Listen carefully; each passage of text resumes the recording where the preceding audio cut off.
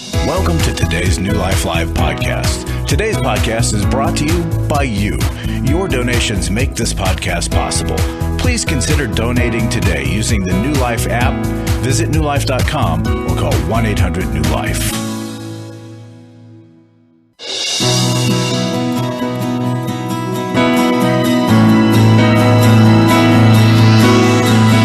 Welcome to New Life Live with host and founder of New Life Ministries, Stephen Arterburn. New Life Live is dedicated to transforming lives one at a time thanks to the giving hearts of you, our listeners.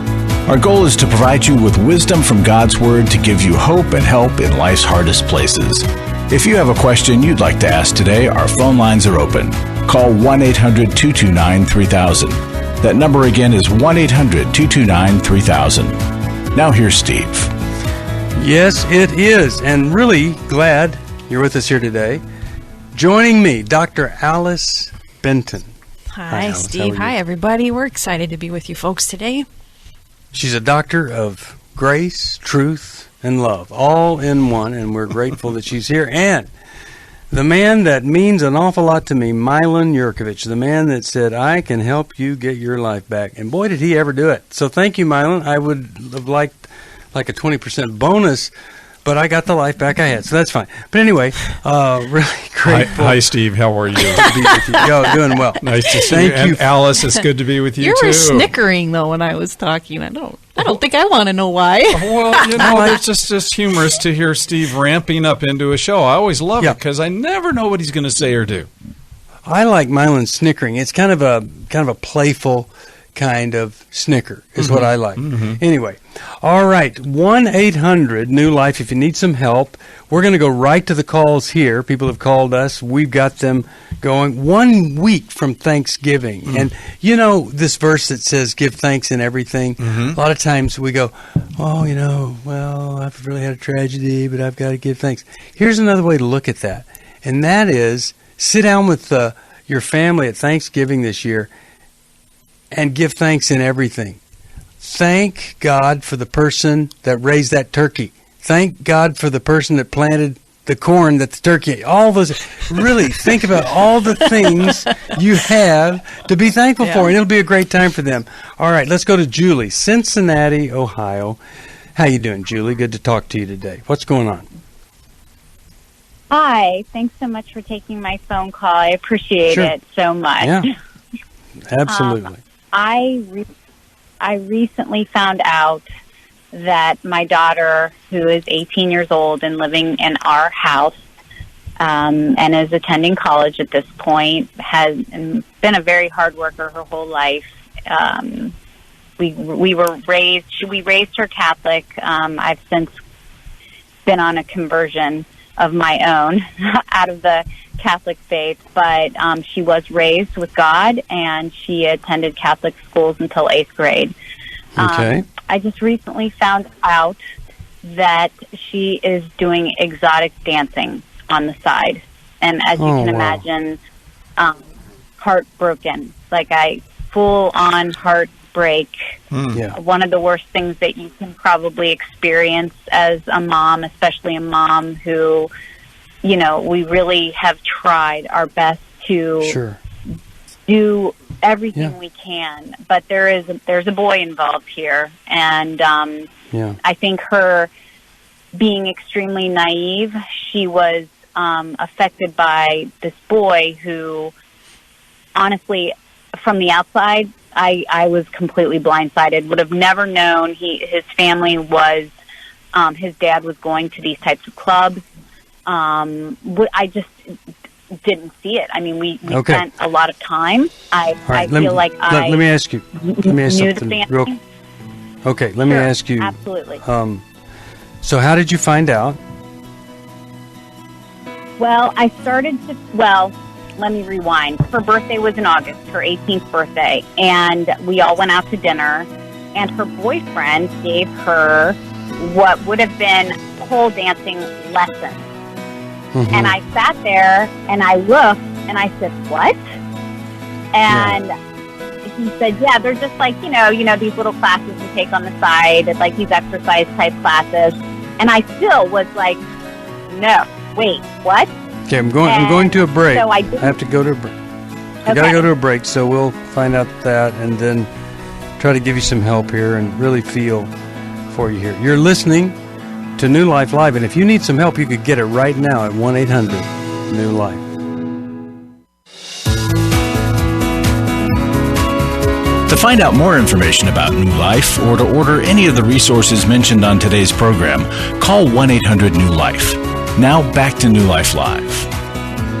All right, we're back. And so at dinner, the boyfriend gives her this gift of pole dancing. And what did you do? And so from there, you found out that she was already doing some kind of... Right.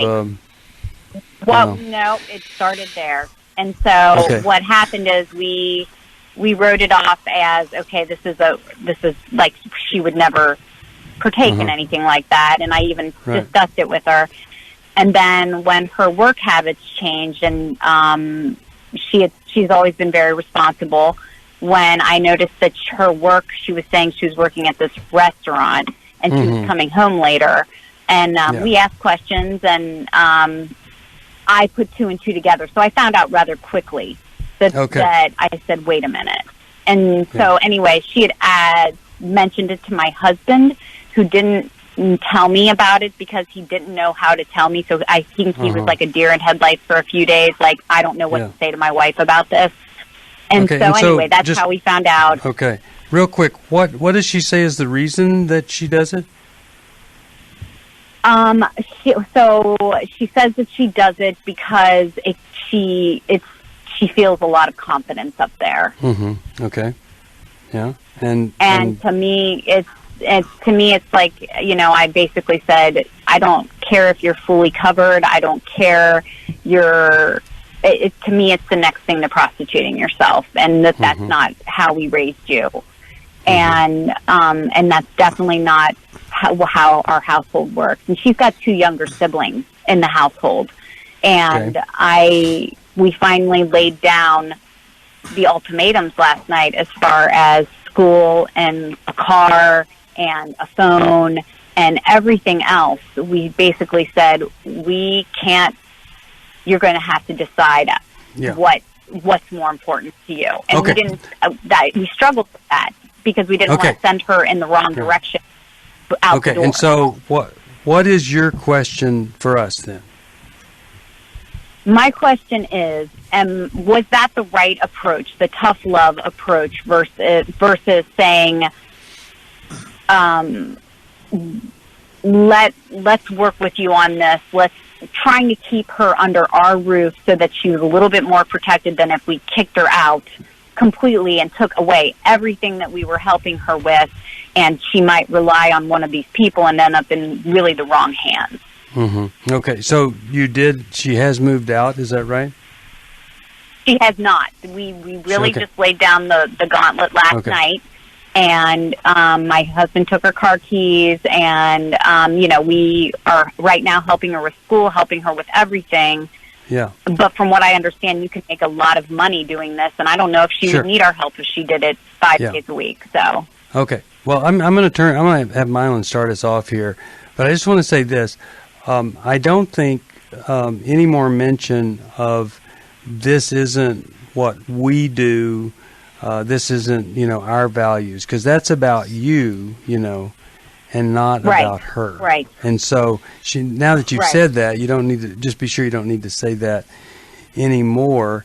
And before Milan gives you an answer, I just want to say that, whatever you did the best that you could. And I don't think any of us ever took a parenting class on, how to respond this way. So you need to give yourself some grace here. Milan, what do you think? I mean, we can help them figure out if that was the best thing or not.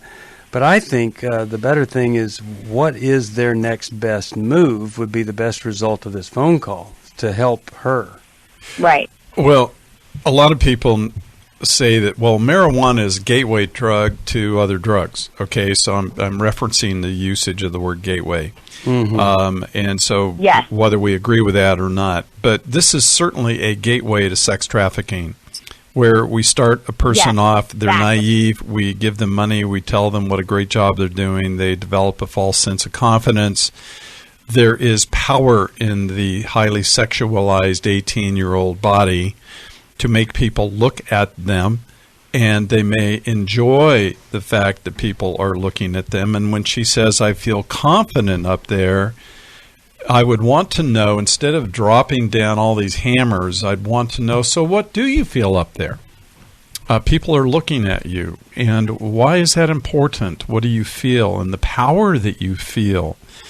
And to help her explore this newly realized sexual power that is a part of the feminine mystique. And then what do we do with it? You know, we have every man's battle here at New Life, and I think we really ought to have women learning to control their sexuality workshops as well would be something that I think is a very important thing for us to consider. And really, that's what you're teaching your daughter. She's naive. Now, I'll say one other thing. I'll be very quick. I have 2 adult daughters. They're both gorgeous, but I taught them how men think. And I helped them buy bathing suits from the time they were 13 years old until the time they were 17. I went with them and helped them buy bathing suits. And I said, okay, now the guy at the beach talking to you is not just talking to you and being nice. And I would explain to them the power they had as a female and what the male mind was like. And, you know, they picked 2 excellent husbands. And they're because they had an experience with me that taught them what is healthy sexuality and what is not.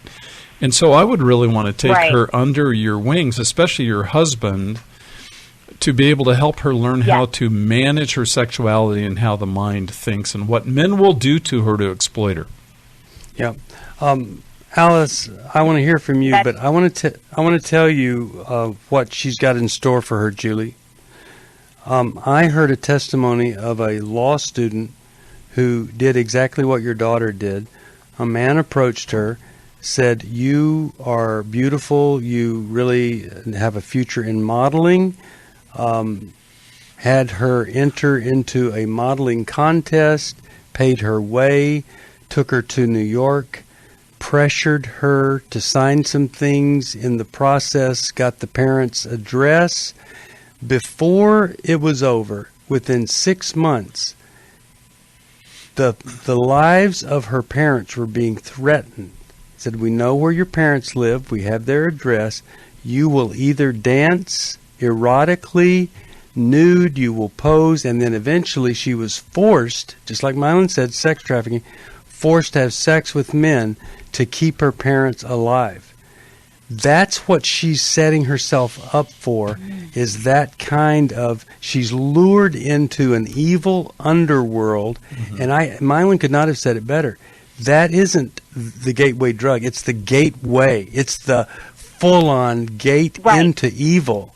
And anything that you can do to connect with her in love, now that you've done this other stuff, to win her heart back to you, that's the most powerful thing that you can do. Alice, a thought here before we go. And I hope her dad pursues her heart, right in line with what Steve is saying. That's kind of what we've been doing.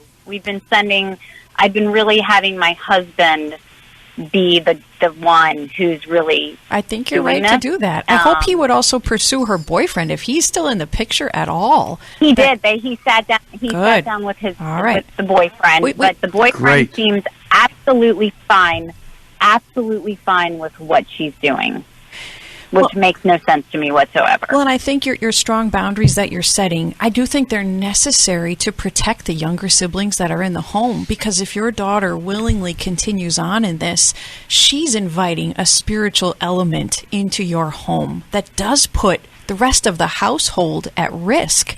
But offering her counseling, and I think if she decides to stay home with you, I think I would require counseling to be part of her having the privilege of being under your roof. Yeah. And go ahead. Absolutely. So do you think that we did the right thing?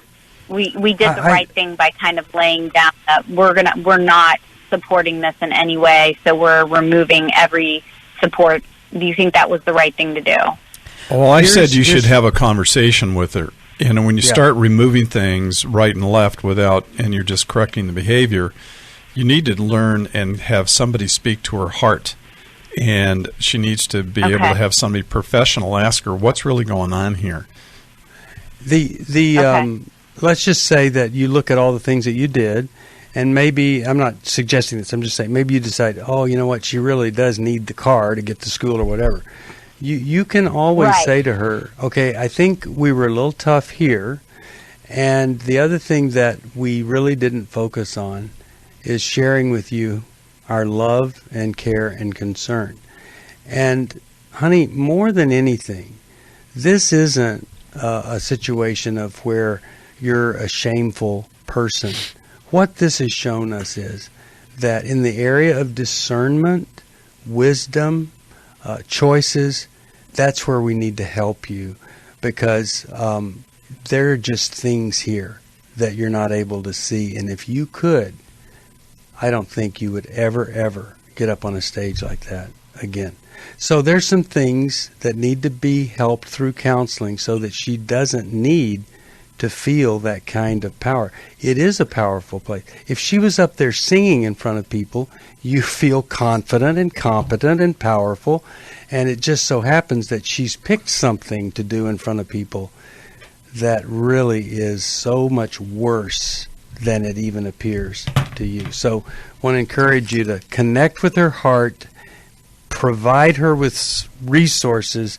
Let us help you, if we can, find a counselor, because I think that could be the beginning of something good. And I tell you what, no matter what you did on the consequences, this dad digging in and talking with the boy and her the way he is, those are all good things. But you know, Steve, the fact that Julie said, I don't understand, that the boyfriend, after the dad talked to him, wouldn't understand. He still wants her to do it. And Julie goes, I don't understand it. And right, she's a female. She doesn't understand male sexual addiction. The boyfriend has a male, he's 18 or so on. He has a sexual addiction. The kid's dad has a sexual addiction, and this girl has found herself looped in and roped into a family where their males are sexually addicted. And that's a very dangerous place to be. And if I sound really irritated right now, I am, because I would not want my daughter within 100 miles of that place. No. You know, well, and so, yeah, it's a dangerous, dangerous place. Much more of a pimp than a boyfriend. Oh, quite frankly. You know what, Much Steve? more. You nailed it right there. It's exactly what he is. Yeah. All right. Glad you called. I'm going to send you a copy of Take Your Life Back. I want you to give it to her, and it really can help her see some of the things she's doing. My wife and I are teaching a class on this at Northview Church in Carmel every Sunday night. We are loving this teaching and seeing people respond. If you've never had the book, it's Take Your Life Back. It really could make a big difference. All right, let's. How about we talk with Nancy from Hartford, Connecticut, I believe is the place she's calling from. Well, maybe not. We'll go to her next. How about we go to Susie, Washington, D.C., listening on WAVA. Hi there. How you doing? Hi, I'm good. Can you hear me? Yes, we can. Okay, great. I have a question. I've been, and I really appreciate you all, first to let you know, and I absolutely love all of you. But I want to say I love Alice Benton's wisdom and her calmness and how she responds to us. Oh, Susie, we love you too. Okay, well, so I'm gonna step out and go ahead, Alice. Move aside, Come Steve. back, please. We love Alice Come too. back. Okay, so what can we help you with? My question is, so I've been stumped for a long time, trying to figure out where walking in love and boundaries kind of start and stop. And it's, of course, has something to do with my present situation, but it's just a general question. I just can't figure it out. Well, you better tell us a little bit about your situation. Where are you needing to declare a boundary? With my child, who I live with, who's 27, and so she's got 3 children, and I help her out with some babysitting, and I'm just trying to figure out where to tell her, hey, I've told her before I can only do it on certain days, but it's come to a little point here where she's just thinks that she could leave early and wasn't communicating with me, And when I told her that she couldn't do that, she had to talk with me, but she couldn't just get up and go and leave me with the kids without telling me. Then she got upset and told me we're gonna give you some help right after this on New Life Live. We'd love to hear from you. If you have a question or a comment, call toll-free 1-800-229-3000. Now back to New Life Live. We're back. Talking with Susie, having some difficulty here with her daughter. And to me, Alice, I want you to take this. It just seems like Susie needs some advice rather than trying to figure out the difference between a boundary and walking in love. She needs some direction here on how to deal with a daughter that's not really communicating and being considerate of her. Susie, I'm curious, are you dependent on your daughter? Is that why the two of you are living together? No, the way it originally started was her dependent on me. I moved in with her to help her out in the situation with the children. And are you still providing for her financially in her home? No, she works and she does her, we split the rent and stuff, so she does work, but it's more been kind of helping her with the care of the kids. And do you intend to live with her for the foreseeable future? Well, I'm trying to move out eventually because I feel like it would be healthy for her to be on her own with her children. Even though, I understand she needs help, but I think she just needs to be able to sit with her kids and her stuff to let her know how many people have been trying to help her. And your question is a tough one of how do I love well, but also protect myself when my child is taking advantage of me and my generosity and my time. Mm-hmm. And I think the two, love and boundaries, they're really intertwined because the boundaries are what allow us to continue to give love and receive love and protect ourselves from this sort of mistreatment. So it's concerning to me that your daughter would respond with such anger when you pointed out her taking advantage of you. So I think having the boundary and being clear of this is what I'm able to do, this is what I'm not able to do. And if you continue to leave early, if you continue to not inform me in advance, then I'm going to have to make some changes to better protect my time and my resources. Because if we don't set these boundaries and stick with them, we become resentful, and our adult children can stay immature if they receive too much help from us when they should be doing some of these things on their own. Mm-hmm. Yeah, not really helping at all when you enable her to be a taker and to be cruel. And by the way, you are entitled to your own unique, special, wonderful life. Milan, you have a thought here? Susie, I'm sorry about the situation you're in. It's really hard. And to have an adult daughter treat you that way is very difficult. I'm going to ask a very personal question here, but it's important to the discussion. Has your daughter ever been married? No, she's had a couple of some children out of wedlock. Okay, so really, and I'm asking that not as a judgmental statement or to incriminate her, but to simply say that what your daughter is struggling with is an ability to regulate herself in an adult world, to regulate the love and attention from a man, to regulate her anger toward you, to regulate herself and be able to have impulse control so I don't just walk out the door and don't talk to you. We're talking about your daughter's need to grow up internally to where she can manage the competing emotions that are happening inside of her. And instead of asking, well, boundaries and walking in love are important, but I think the higher, more overarching issue is your daughter is 27 going on 17 inside. See? So true. And she needs to grow up, and she needs to be in a place where she's finding support and maturity. She needs to be in a group of other unwed mothers to learn what it means to be an adult and to help herself get to a place where she sees the lens of life is seen in a way that I can regulate myself in a more adult-like way. Now, odds are this 27-year-old daughter that's still going on 17, you saw this behavior before she was ever an unwed mother. Her reactivity, her getting angry at you, yes or no? Yeah. Well, no, because there was a period of time where my mistake of divorcing and then remarrying, and in between that, the kids had gone to live with some friends and stuff. All right. That's where I didn't see that. So Susie, her development was away from me. Susie, God bless you. I'm so sorry that it's such a thank you for sharing it.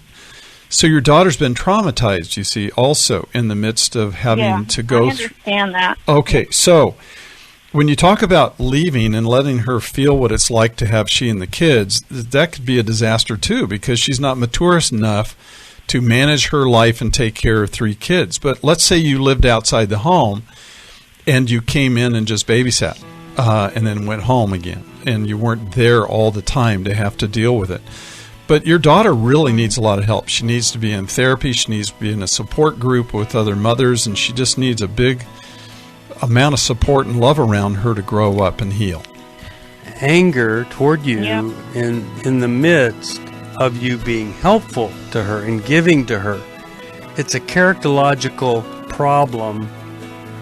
I want to help you find a counselor for her, because really any kind of support or help, other than something that could really go to work on that deep character stuff, from whatever source it is, it's not going to be good assistance if you don't address the big issue here, her heart and her soul and the character that she needs. She ought to be the most grateful in the world. She's angry when you mention a few things. I was really living a very anxiety-filled life. I turned on New Life, and the topic that day was about anxiety. And just by listening, I got relief. You can help New Life Live stay in the air by joining Club New Life today. When you sign up to support us monthly through Club New Life, we'll send you a set of 4 devotionals, 100 Days of Character, Peace, Prayer, and the newly released 100 Days of Healing. Plus, there are ongoing benefits like access to the Club New Life video library, the monthly Club New Life CD or download, quarterly resources, free shipping on purchased resources, and discounts on workshops. I did go to Take Your Life Back. That's been immensely helpful to me. That's why I continue to support the ministry with the hope that not only am I helping my own situation, that I'm helping others as well. Support Club New Life, and together we can help hurting people find help and hope in life's hardest places. Call 1-800-639-5433 to join Club New Life today.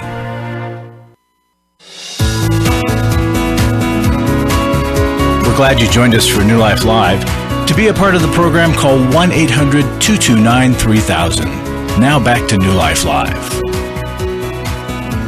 We are back. Well, I hope that we've said something here that Susie can latch on to.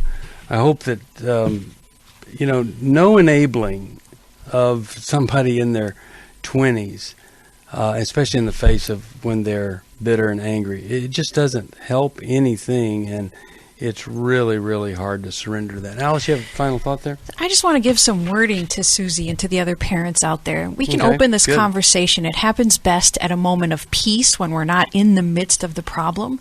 And by first acknowledging, I'm realizing that there are some things I'm doing as a parent that are not working well for us, especially as you're an adult. So I'm going to get some help for myself, and I'm going to go to even an Al-Anon group or codependency group. I'm going to go to get help for me. And I just want to warn you that I might be changing a couple things about how we're both interacting so that we can better safeguard our relationship and have a better relationship.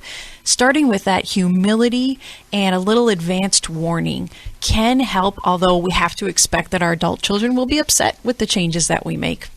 I just said that in a Club New Life series that I just finished this morning. Exactly that. If we realize there's been an area where we haven't been the most optimal in our parenting, we have to give the kid time. We have to announce, there has to be changes, and then we have to give them time to respond.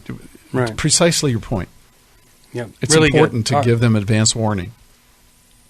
I can't. We got to get those videos. People got to see those, and I want to see them because so many folks are having these problems with adult kids. That was good Now, wording, Alice. Thank you. yes, that was very good. Hey, help us, and we'll help more people with their adult children. And if you join Club New Life, I'll send you 100 days of character, peace, prayer, and healing. That's 400 days of really good stuff, devotionals. And then a gift of any amount, we'll send you the 2020 wall calendar. It's beautiful. I just saw it. It's really pretty. And there are 366 days in this leap year calendar. And also, if you have any way that you can help us, we love to say thank you. Maybe there's another way that you'd prefer. You can tell us about that. But you call us at 1-800-NEW-LIFE. Or call us and get the help that you need for someone you love or for yourself. That's what we're here for. 1-800-NEW-LIFE. All right, let's go to Grace, Washington, D.C. WAVA is the station. Grace, how you doing today? How can we help? I'm fine, thank you. I want to thank all three of you for the excellent job that you do every day. Thank you. And I called you. Yes, I called you with a question. I have been married for 41 years, and my marriage had been very, very good for the most part. But 5 years ago, I had surgery, and they gave me a very bad infection, MRSA, otherwise known as almost died, and it left me very badly damaged with my left leg, and my leg doesn't bend, and it's very hard to do too much because I tire very easily. However, God healed me, and my leg is here. It's not amputated. I was in a wheelchair for like 4 years. So wow. my husband was supportive through all of this, and as I started healing, and I'm fully recovered, even though I still do therapy and my leg is dysfunctional. He became very distant. He became very withdrawn. I did lose a very good job with VA hospital because they held my job for 3 years and couldn't hold it anymore. He became very distant. He became very withdrawn. Not verbal, not touching. Even in the bed, he stays very far at the end of the bed. Okay. All right. I have tried to find out. You cut out a little bit there. What? So he, when all of this happened, he had a reaction to it, and it's been distance, disconnection, no intimacy, no connection. What's the question for us then? How could we help you today? I am very, very lonely. I am miserable. I do want to save my marriage, but I have been dying. It's taken a lot for me to call because I'm dying in the inside. I see an elderly couple like 80, 90 walking, holding hands, and I wish that could be me. I do not have a partner anymore. We tried counseling, but he goes home and does quite the contrary. He will sit there through the session, but he does not practice what the counselor is telling us to do. So it's not working. Okay. And I want to fix it. I don't know how. Okay. He became very secretive also. He makes a very good income, and I suffer. He became very secretive with money. He closed the joint account, and I struggle. Well, I'm just going to take. Okay, I'm just going to take it from there.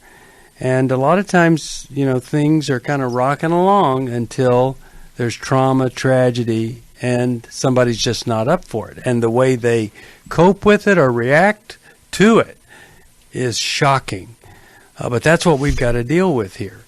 And so it just seems like to me he's in trouble, big trouble, and there has to be a way for you guys to get back together.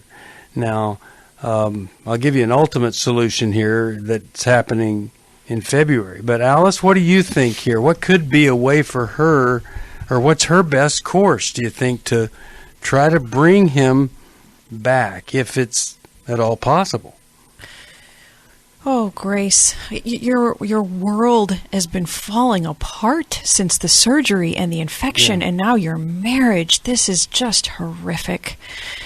And I'm concerned for your financial safety if your husband closed a joint account and is becoming so secretive. So I think you may have to consider a consultation about legal protection for your safety if your husband's not willing to talk about that and is not willing to explain what he's doing.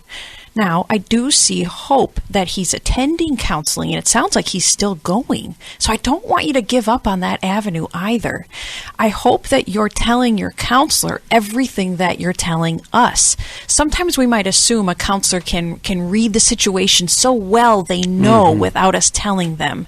Tell, and complain that you don't think what's happening in counseling is affecting the behavior at home. Your counselor needs to be made aware of this. If the counselor doesn't respond well to that, and I hope that they will, you may need to see another counselor, and you have every right to stop therapy with one counselor and to try with someone else if you're not getting the results that you need. But talk with the counselor first about it. Yeah. Milan, what do you think? I mean, this is so difficult because here she is dealing with her own struggle to keep the leg and all this, and then no support from him. Now they have a chance. Well, I'll tell you what. This is far more common than we would imagine, and it's not something we talk about commonly, but it's incredibly common. Men and women have a disease, have a problem, have cancer, have to have a mastectomy, or they have to have all kinds of things that alter and or scar their body. My chest is covered with quite a few scars. I tell people you can go to Disneyland and see star tours, or you can come to my house and see scar tours. And because there's a bunch of them there. Why? Because I had to have open heart surgery, and so I have a big zipper line down my sternum. So what do we do when we are disabled or disfigured? And I would start in a very different place. I would suggest that her husband needs to go to a grief and loss support group where he doesn't know how to deal with a loss right before his very eyes, you see, and where they, as a couple, could even go to a grief and loss recovery group and support group, because we lose our physical beauty over time. And in this particular case, Grace, God bless you, but to be in a wheelchair for years and to have a permanent disability that affects your leg, and he's the opposite side of the bed, he doesn't know what to do with all this, see? And so I would want to get him into a place where he's been traumatized. He's used to seeing Grace one way, and now she looks another, and what does he do? How does he make that adjustment? The number of people who come back in the armed services who are amputees, the number of people that have lost and been disfigured, we have to acknowledge the reality of that group, and they're trying to adjust to normalize living again, except they're missing something. Yeah. What do they do? How does their spouse recover? This is a big deal in our society. We're going to go to a break, and I like this thing about, there's ongoing grieving that needs to be done in life for aging, and also, and just the grieving. We were talking about this last night, of when marriage doesn't fix everything, when the kids coming doesn't fix everything, and then the aging without the kids. There's stuff to be done. We'll give you some more help right after this.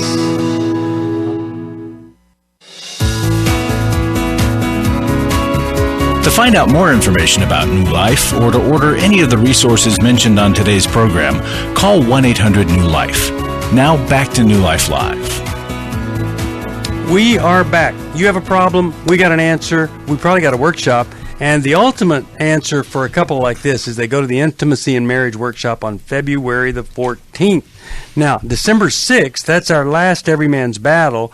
You could go into a brand new decade, 2020, No problem with sexual integrity. Restores February 28th. We've got Finding Freedom next year. But look, really think about this February 14th date for Intimacy in Marriage and Every Man's Battle, December the 6th. Call us, even if you don't need a workshop. We can help you.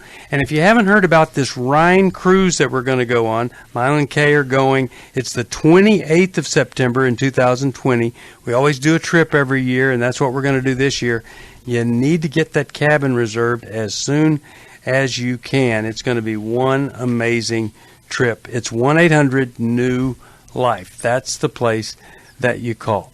I have time for one more caller, and I think I only have time for this one call. So I'm going to talk to Helen, Sacramento, California. She listens on the app. Hello, Helen. Welcome to New Life. How can we help you today? I write a 2 to 4 page paper, obviously a page. I can't hear you. You're either on a speaker phone or Helen. You're going to have to. Hi. Yeah. Okay. So how can we help you today? Oh, I just had a question about, I have an ex-husband, and we had some land together, and he kind of bulldozed the divorce through and got everything to his advantage, and I had no recourse of action legally, and so I just had to let him call the shots. So anyway, the problem is that he has a really bad narcissistic personality disorder, and he really manipulates our adult kids to where, he uses a lot of scripture, a lot of toxic Christian, so-called Christian spiritual abuse. And then they call me and like, oh, Mom, you just have to forgive him. That's what the Bible says, and this, that. In other words, just give him everything. It's basically it. So he uses a lot of triangulation, a lot of manipulation, a lot of narcissistic abuse. So it's just hard to handle it. If it wasn't for my kids, I probably would have just taken him to a lawyer a long time ago. But now, wait a second. Why wouldn't you do what is right and be represented as an equal in that marriage and obtain respect from your children rather than the disrespect that I think they're showing you? Well, it's kind of it's just such a quagmire because of all his his personality disorder and but you know how quagmires. I'm just trying to help you. Quagmires are often unquagged and mired by a good attorney in situations like this, and I feel badly that you don't have some great girlfriends around you saying, you are entitled to really great representation, especially in the face of a powerful, narcissistic, personality disordered man. Let me turn it over to Alice and then Milan and see what they think might be good here. Okay. Oh, Helen, what a tough situation. It always brings up my anger, protective anger for you when your husband is able to turn kids against you. You can be left feeling so alone in this situation. And I would hope for you that you might have a statement conversation with your children where perhaps you say something to them along the lines of, I have forgiven him, or I'm working to forgive him because I do believe in that. But I also will not tolerate his abuse, and forgiving him does not mean reconciling with him, and it doesn't mean that I open myself up to be hurt by him. And I'm not willing to continue to have this conversation with you two either. So you can ask me questions if you want to right now. I'll talk about this now. I'll answer your questions. But going forward, I'm not willing to continue to have this conversation with you. So if you keep asking me why I won't forgive him and why I don't allow these things anymore, I may have to step out of that conversation. But I will explain it as best as I can right now. How do you imagine your children would respond to that? Well, some of them have said to me that if I go to a lawyer, they won't talk to me anymore. They've said that, and wow. and they try to take out scriptures and kind of pound it over my head. And it's like I told him, I have forgiven him. It's just like I'm having boundaries, and I'm not going to let him walk all over me. And they're like, well, you're remarried now, and you're taken care of, and he's struggling. He can hardly make it. And why don't you just do the Christian thing and just give it to him and blah, blah, blah. And but why are you guys divorced? Why are you divorced? What was the source of the divorce?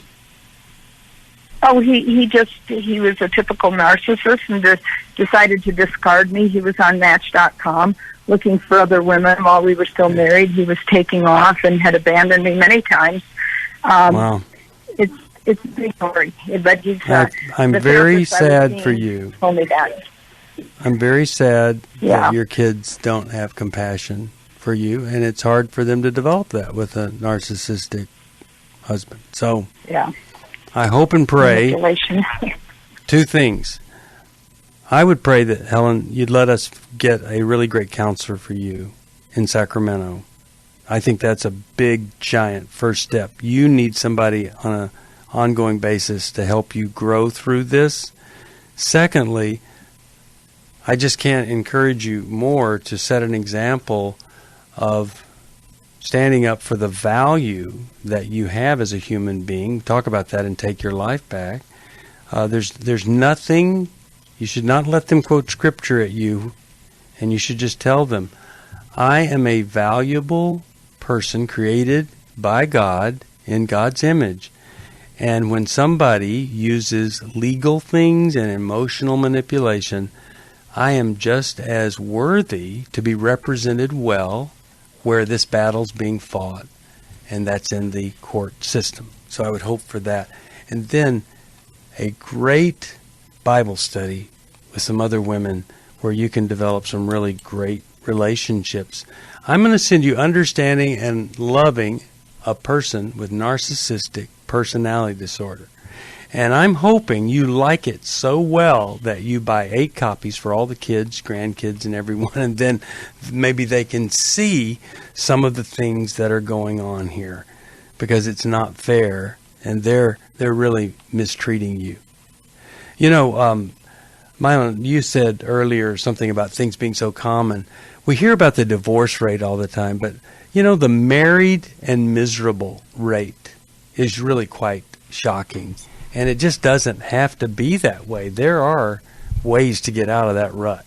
Well, I think your advice and also what Alice was saying is really important. You know, Helen is being victimized here by everybody. You know, she's afraid to go see an attorney because her kids say, I'm not going to have a relationship with you. And the issue is, what do we need to do for our own integrity? And we don't want to be married and miserable. And I respect that. You know, we have to walk away from people that reject us and go out to Match.com and are running around having adulterous relationships. Okay, I get that. But we still have to respect and command respect from other people as well. To your point and your point, Alice, I couldn't say it any better. All I can do is say amen to what you guys said. And if anybody ever says to me, if you do this, I'm not going to have a relationship with you, I would be saying, sounds like we don't have a relationship anyway. There you go. If that's what you're saying to me. All right. Hey, we know life is tough, and you can't fix it with a joke book, but you can fix it with looking at it from God's perspective, being in a great church, getting some counseling. We can help you. You call us, 1-800-NEW-LIFE. Thanks for listening. We hope this program has helped you by giving you insights for handling the challenges you face in your life. We want you to know that we're here for you. But you also need to know that New Life Live is a listener-supported ministry. To make your donation or to get any of the resources mentioned on today's program, call 1-800-NEW-LIFE. That's 1-800-639-5433, or write to us at New Life Ministries, P.O. Box 1029, Lake Forest, California, 92609. Please join us again tomorrow for New Life Live.